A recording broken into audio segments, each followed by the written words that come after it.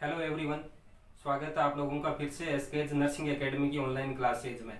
जैसा कि आप लोगों को पता है, अपन fluid and electrolyte imbalance discuss कर रहे थे। तो इसी सीरीज के अंदर आज हम बात करेंगे फ्लूइड वॉल्यूम डेफिसिट के बारे में।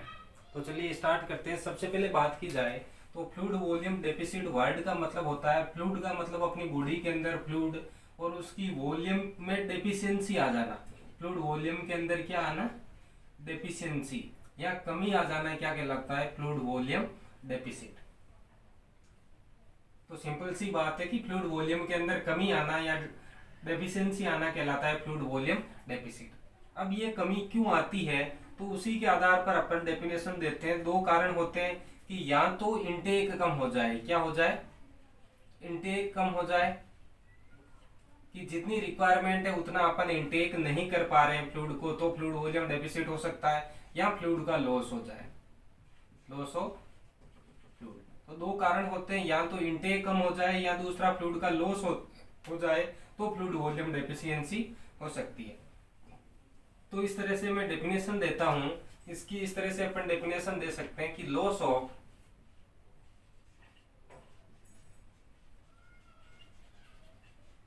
Extra cellular fluid more than intake means जितनी फ्लूइड की इनटेक हो रही है उसकी तुलना में अगर ज्यादा फ्लूइड का लॉस होने लग जाए तो फ्लूइड वॉल्यूम डेफिशिएंसी या डेफिसिट हो सकता है। जैसे किसी पर्सन की इनटेक है 2 लीटर पर डे, कितनी?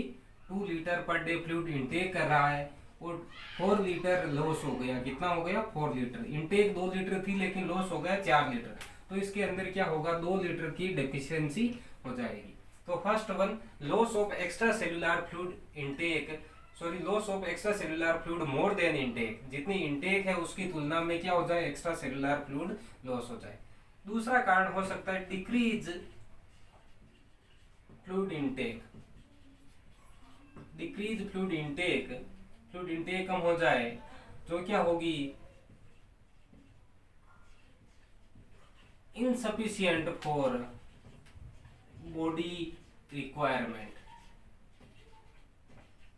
जो बॉडी रिक्वायरमेंट के लिए इनसफिशिएंट होगी। जैसे कि बॉडी को डेली 3 लीटर फ्लूइड की रिक्वायरमेंट है। कितनी रिक्वायरमेंट है? 3 लीटर। और इनटेक है 1 लीटर, इनटेक है 1 लीटर। तो भी क्या होगा? 2 लीटर की डेफिशिएंसी हो जाएगी, क्योंकि बॉडी को 3 लीटर चाहिए लेकिन बंदा ले रहा है 1 लीटर, तो 2 लीटर की कमी हो जाएगी बॉडी के अंदर। तो दोनों तरीके से हो सकता है, चाहे फ्लूइड लॉस हो या इनटेक कम हो, दोनों कारण से ही क्या हो सकता है? फ्लूइड वॉल्यूम डेफिशिएंसी या फ्लूइड वॉल्यूम डेफिसिट हो सकता है। देन अपन बात करते हैं इसके टाइप की, फ्लूइड वॉल्यूम डेफिशिएंसी के टाइप की। और इसी को कहा जाता है, बता दो, इसी को कहा जाता है ऑल्सो नोन एज डिहाइड्रेशन। क्या बोलते हैं अपन? डिहाइड्रेशन। फ्लूइड वॉल्यूम डेफिसिट को ही अपन डिहाइड्रेशन के नाम से जानते हैं। तो अपन बात करते हैं types of fluid volume deficit. Type of fluid volume deficit. तो फ्लूइड वॉल्यूम डेफिसिट के जो टाइप है उनको अपन 3 कैटेगरी के अंदर कैटेगराइज्ड करते हैं। कितनी कैटेगरी के अंदर? 3 कैटेगरी के अंदर। एक होता है आइसोटोनिक, तो यहां से डिटेल से अपन समझते हैं इनको। 3 कैटेगरी के अंदर अपन क्लासिफाई करते हैं। फर्स्ट वन होता है isotonic dehydration. First one is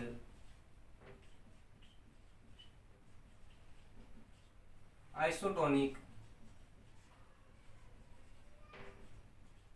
dehydration. Second one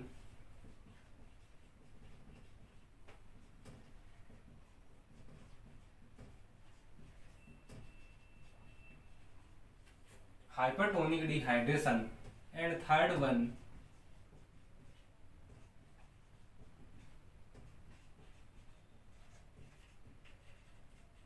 hypotonic dehydration. तो कितने टाइप हो गए?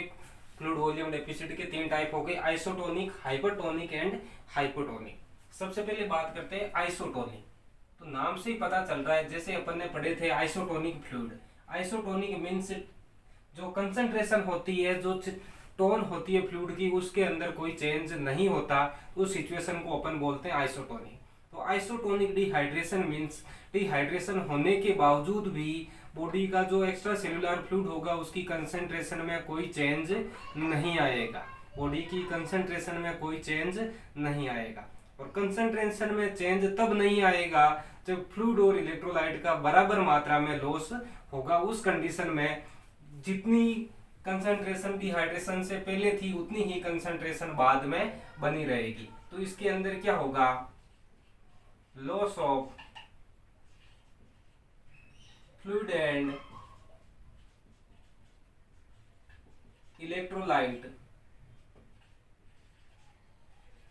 In equal ratio, in equal ratio, बराबर अनुपात के अंदर फ्लूइड का लॉस होगा और उतने ही रेशियो के अंदर इलेक्ट्रोलाइट का लॉस होगा।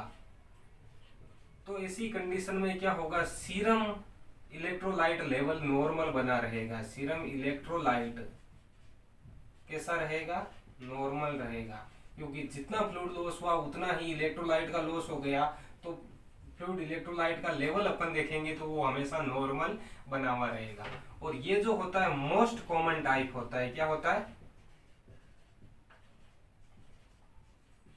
मोस्ट कॉमन टाइप होता है डिहाइड्रेशन का। अगर पूछा जाए फ्लूइड वॉल्यूम डेफिसिट या डिहाइड्रेशन का मोस्ट कॉमन टाइप कौन सा होता है, तो आपको याद रखना है आइसोटोनिक डिहाइड्रेशन होता है। वो क्या होता है, डिहाइड्रेशन का मोस्ट कॉमन टाइप होता है। और इसके अंदर सीरम इलेक्ट्रोलाइट लेवल कैसा रहता है, नॉर्मल रहता है हमेशा। इसके अंदर सीरम इलेक्ट्रोलाइट लेवल हमेशा नॉर्मल रहता है, अफेक्ट नहीं होता।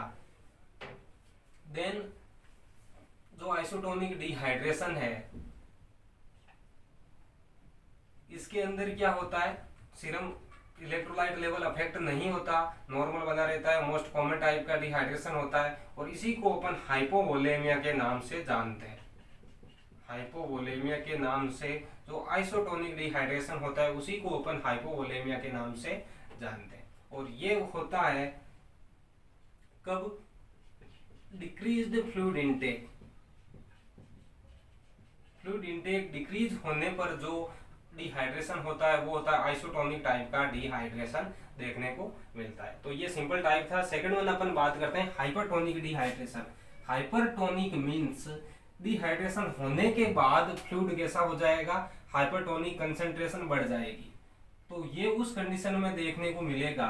यहाँ पे क्या होगा, वाटर का ज्यादा लॉस होगा तभी पीछे फ्लूइड कैसा रहेगा, हाइपरटोनिक। तो loss of fluid more than electrolytes, electrolyte की तुलना में ज्यादा फ्लूइड का लॉस होगा हाइपरटोनिक डिहाइड्रेशन के अंदर। समझ रहे होंगे आप लोग, जैसे अपनी बॉडी की ये नॉर्मल सेल्स है,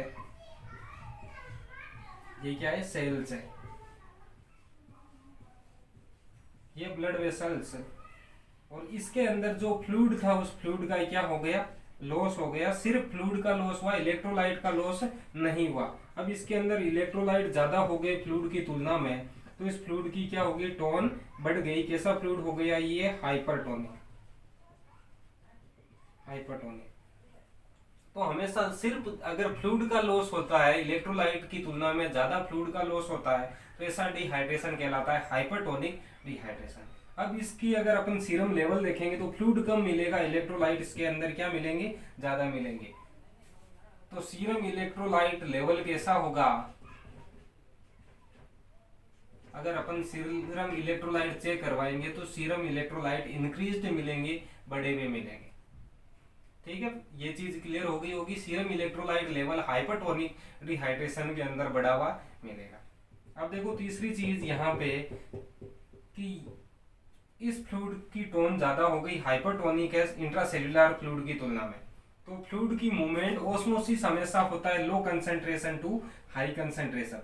तो जो सेल्युलर फ्लूइड है वो शिफ्ट हो जाएगा वास्कुलर फ्लूइड में, क्योंकि वास्कुलर फ्लूइड की कंसंट्रेशन ज्यादा है सेल्युलर फ्लूइड की तुलना में। पहले बराबर थी, अब क्या हुआ, हाइपरटोनिक डिहाइड्रेशन होने के कारण इसकी कंसंट्रेशन ज्यादा हो गई, इसलिए सेल्युलर फ्लूइड शिफ्ट हो जाएगा वास्कुलर फ्लूइड में। तो cell fluid shift into vascular fluid, जो सेल का फ्लूइड है वो शिफ्ट हो जाएगा वास्कुलर फ्लूइड में। और ऐसा होगा तो सेल्स की साइज क्या हो जाएगी, सेल्स सिकुड़ जाएगी, छोटी हो जाएगी, क्योंकि सेल्स का सारा फ्लूइड कहाँ चला गया, वेसल्स के अंदर चला गया, तो सेल्स की साइज छोटी हो जाएगी, सेल सिकुड़ के श्रिंक हो जाएगी, इस तरह की सेल्स हो जाएगी सारी। तो इसकी वजह से क्या होगा, सेल श्रिंकेज, सेल श्रिंकेज, या मैं कह सकता हूं cell dehydration, cell dehydration develop हो जाएगा हाइपरटोनिक डिहाइड्रेशन में। और ये कंडीशन मोस्टली हाइपरटोनिक डिहाइड्रेशन देखने को मिलता है प्रोलॉन्ग्ड फीवर में, हाइपरटोनिक डिहाइड्रेशन देखने को मिलता है प्रोलॉन्ग्ड फीवर में। Then DKA diabetic keto acidosis में, देन डायबिटीज इंसिपिडस में, देन हाइपरवेंटिलेशन,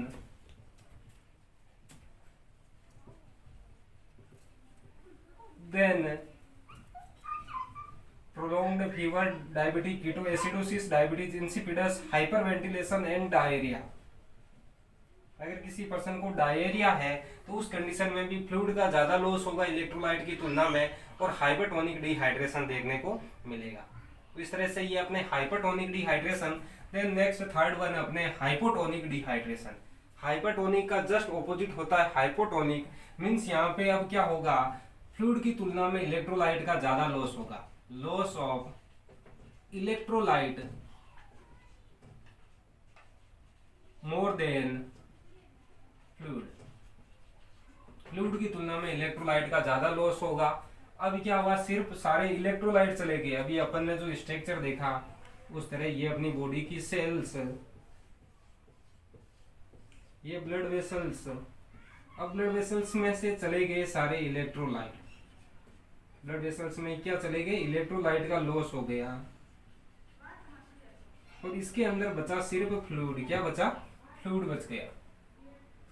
तो अगर अब अपन चेक करेंगे सीरम इलेक्ट्रोलाइट लेवल, तो इलेक्ट्रोलाइट का लॉस हो गया, सीरम इलेक्ट्रोलाइट लेवल कैसा मिलेगा, डिक्रीज्ड। सीरम इलेक्ट्रोलाइट लेवल कैसा मिलेगा, डिक्रीज मिलेगा। अब देखो यहाँ पे इलेक्ट्रोलाइट चले गए तो ये फ्लूइड कैसा है, हाइपोटोनिक है। कैसा है,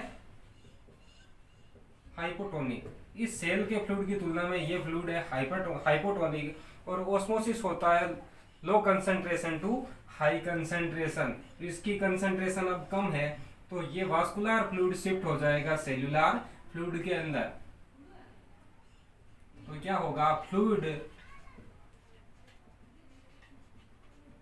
शिफ्ट इनटू सेल्स, फ्लूइड कहां चला जाएगा, सेल्स के अंदर शिफ्ट हो जाएगा। और जब फ्लूइड सेल्स के अंदर शिफ्ट हो जाएगा तो सेल की साइज बढ़ जाएगी, क्योंकि ज्यादा फ्लूइड एक्यूमुलेशन होने के कारण। तो सेल स्वेल, सेल के अंदर क्या आ जाएगी, स्वेलिंग आ जाएगी। हाइपोटोनिक डिहाइड्रेशन के अंदर सेल्स के अंदर स्वेलिंग आ जाएगी। और ये कंडीशन देखने को मिलती है अपने रीनल फेलियर के अंदर। कहां पे,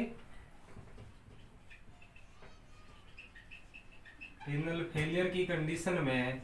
देन क्रोनिक माल न्यूट्रिशन, अगर किसी पर्सन के अंदर क्रोनिक माल न्यूट्रिशन है तो इलेक्ट्रोलाइट की कमी होगी और हाइपोटोनिक डिहाइड्रेशन हो जाएगा।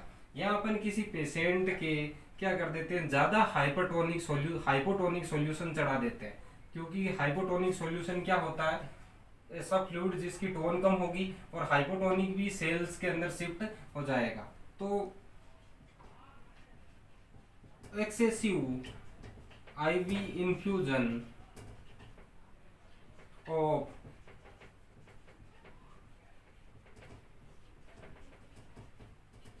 हाइपोटोनिक सॉल्यूशन, अगर हाइपोटोनिक सॉल्यूशन एक्सेस अमाउंट में अपन चढ़ा दें किसी पेशेंट के, तो भी क्या हो सकता है, हाइपोटोनिक डिहाइड्रेशन हो सकता है। तो इस तरह से ये तीन टाइप होते हैं, isotonic dehydration, hypotonic dehydration and hypotonic dehydration.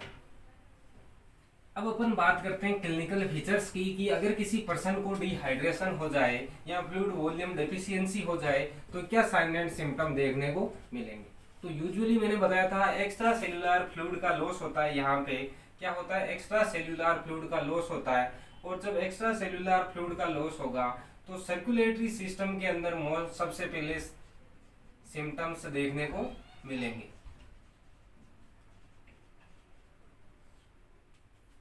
तो क्या होगा, क्लिनिकल फीचर्स के अंदर डिक्रीज ब्लड प्रेशर, बीपी क्या हो जाएगी, डिक्रीज हो जाएगी। और बीपी डिक्रीज होगी तो इंक्रीज पल्स, पल्स रेट क्या हो जाएगी, इंक्रीज हो जाएगी और थ्रेडी हो जाएगी। पल्स कैसी हो जाएगी, थ्रेडी हो जाएगी। देन डिसरिथमिया,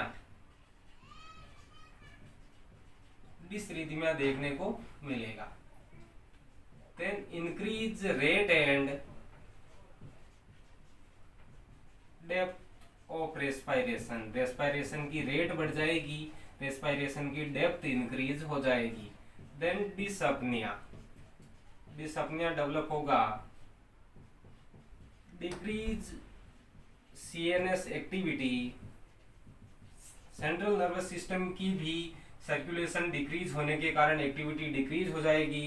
पेशेंट के अंदर लेथार्जी देखने को मिलेगी एंड कंडीशन सीवियर हुई तो पेशेंट अनकॉन्शियस होकर कोमा में भी जा सकता है। देन इसके अलावा स्किन कैसी हो जाएगी पेशेंट की, dry skin and mucous membrane, mucous membrane और स्किन कैसी हो जाएगी, ड्राई हो जाएगी। देन जीआई मोटिलिटी भी डिक्रीज हो जाएगी, decrease GI motility and patient के अंदर हो जाएगा कॉन्स्टिपेशन, फ्लूइड की कमी के कारण क्या हो जाएगा, कॉन्स्टिपेशन। तो ये जनरल सिम्टम्स होते हैं जो फ्लूइड वॉल्यूम डेफिसिट वाले पेशेंट के अंदर देखने को मिलते हैं। इसके साथ ही अपने को अगर ये कंडीशन डायग्नोस करनी होती है तो अपन डायग्नोस्टिक इवैल्यूएशन की ओर जाते हैं। डायग्नोसिस में, और डायग्नोसिस में usually history collection, physical examination के बाद अगर बात करें तो अपन देखते हैं सीरम सोडियम, क्या देखते हैं, सीरम सोडियम। और हाइपोवोलेमिया के अंदर सीरम सोडियम हमेशा कैसा मिलता है, इंक्रीज मिलता है, सीरम सोडियम मिलेगा इंक्रीज। नॉर्मली सीरम सोडियम का लेवल होता है 135 to 145 milliequivalent per litre, milliequivalent per litre. Then second one अपन देखते हैं ब्लड यूरिया नाइट्रोजन, क्या देखते हैं, blood urea nitrogen. And fluid volume deficit के अंदर ब्लड यूरिया नाइट्रोजन भी इंक्रीज्ड मिलता है। नॉर्मली इसका लेवल होता है 8 to 25 milligram per decilitre. Then third one अपन देखते हैं specific gravity of urine, urine की स्पेसिफिक ग्रेविटी देखते हैं। और यूरिन की स्पेसिफिक ग्रेविटी भी कैसी मिलती है, यहाँ पे इंक्रीज में मिलती है। यूजुअली नॉर्मल होती है 1.0102 टू 1.025, ये यूरिन की स्पेसिफिक ग्रेविटी होती है जो कि इस कंडीशन के अंदर अपने को बढ़ी हुई मिलेगी। इसके अलावा सीरम हिमेटोक्रिट लेवल भी बढ़ा हुआ मिलेगा, सीरम हिमेटोक्रिट लेवल भी कैसा मिलेगा अपने को, इंक्रीज्ड मिलेगा। तो ये जनरल डायग्नोस्टिक मेथड्स होते हैं। उसके अलावा बाकी के सीरम इलेक्ट्रोलाइट लेवल भी अपन असेस कर सकते हैं। ये डायग्नोसिस होने के बाद अपने को करना होता है इस डिजीज कंडीशन का ट्रीटमेंट।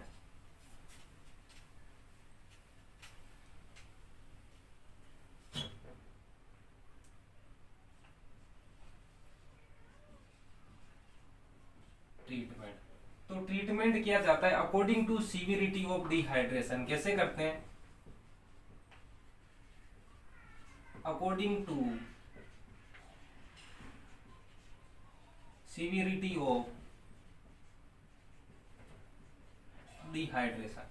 और सीवियरिटी कैसे होती है, फ्लूइड लॉस के अकॉर्डिंग अपन डिहाइड्रेशन को 3 कैटेगरी के अंदर क्लासिफाई करते हैं। एक होता है mild dehydration,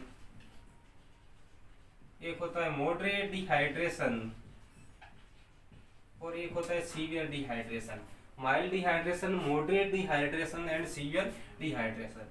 mild dehydration means 1 to 2 litre fluid loss. कितना, अगर 1 से 2 लीटर तक का फ्लूइड लॉस हो रहा है तो माइल्ड डिहाइड्रेशन।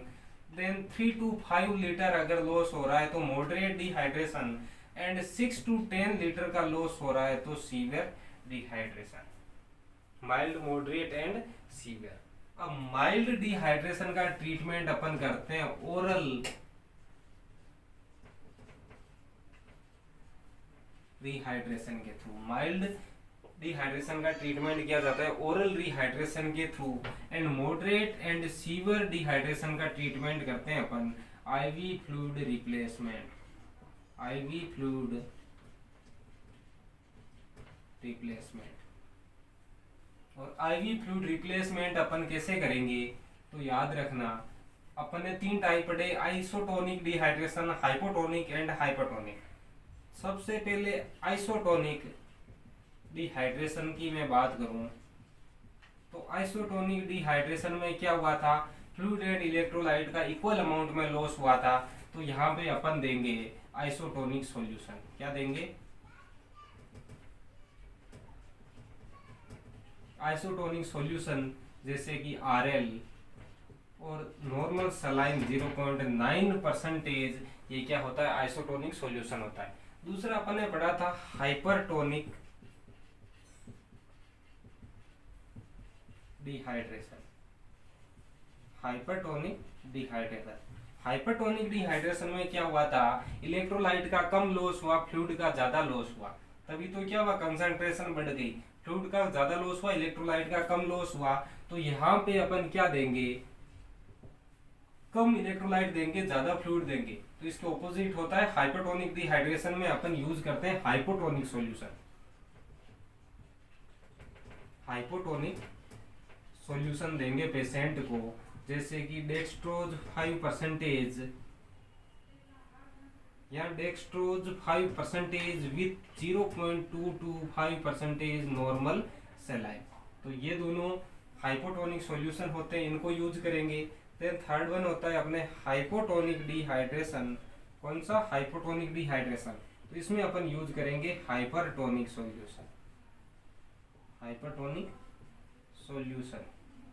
और हाइपरटोनिक सॉल्यूशन में अपन डेक्सट्रोज 5% प्लस RL या डेक्सट्रोज 5% प्लस 0.9% NS या डेक्सट्रोज 5% प्लस 0.45% NS।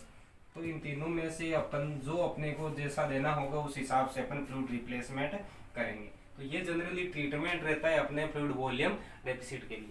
तो इस तरह से ये थी आज की अपनी condition fluid volume deficit. Then next class में अपन डिस्कस करेंगे फ्लूइड वॉल्यूम एक्सेस के बारे में। Thank you very much.